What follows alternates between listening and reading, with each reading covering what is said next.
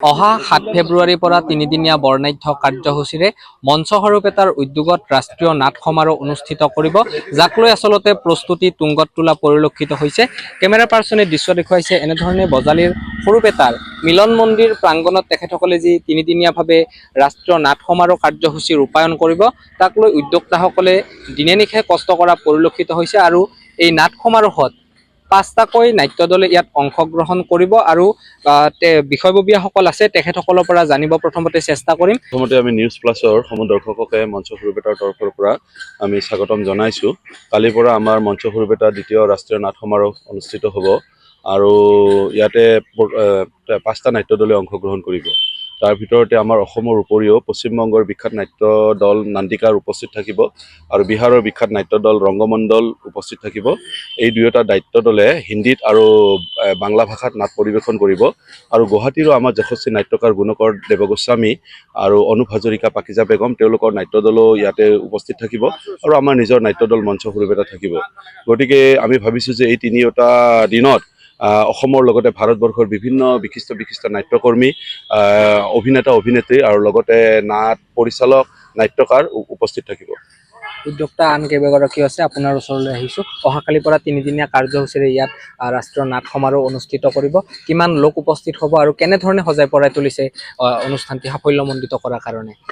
আমি অহাকালি ৰাতিপুৱাৰে পৰা আমাৰ কাৰ্যসূচী অনুষ্ঠিত হ'ব। আমাৰ যিখিনি সাংবিধানিক কাৰ্যসূচী সেই কাৰ্যসূচীখিনি অন্ত পৰাৰ পিছতে আমি সন্ধিয়া ৭ বজাৰ লগে লগে আমাৰ নাটকৰ উদ্বোধনী অনুষ্ঠান অনুষ্ঠিত কৰিম আৰু উদ্বোধনী নাট হিচাপে মঞ্চ সৰুপেটাৰ নিজস্ব নাটক শংকৰ গুৰু আমাৰে এই নাটকখনি আমি উপস্থাপন কৰাৰ কাৰণে চেষ্টা কৰিম।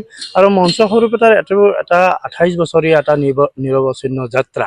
এই যাত্ৰাত আমি বহু তেনেকুৱা নাটক আমি অসমৰ দৰ্শকসকলৰ বাবে আমি আগবঢ়াইছোঁ। ভাৰতবৰ্ষৰ পটভূমিতো এই নাটকসমূহে সমাদৰ লাভ কৰিছে। বিশেষকৈ যোৱাবাৰ প্ৰফেচাৰ কেলফাছ ফেক্টৰী নামৰ মঞ্চ সৰুপেটাৰ এখন সফল মঞ্চায়ন, সেই নাটকখন বিশ্ব থিয়েটাৰ অলিম্পিকত পাবৰ কাৰণে সক্ষম হৈছে। ঠিক ভাৰতৰংগ মহোৎসৱলৈও সেই নাটকখন প্ৰদৰ্শনৰ কাৰণে নতুন দিল্লীলৈ গৈছিল।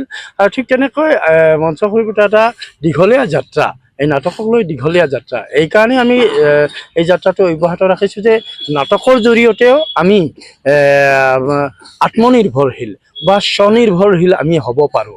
এখন নাটক বা নাটকক এটা পেছাগতভাৱে আমি ল'ব পাৰোঁ। আমি উত্তৰ পুৰুষক, আমি নতুন প্ৰজন্মক আমি ইয়াৰ পৰা এটা বাৰ্তা দিব বিচাৰিছোঁ যে নাটকো এটা ব্যক্তিগত জীৱনৰ স্বনিৰ্ভৰশীলতাৰ এটা আহিলা হ'ব পাৰে।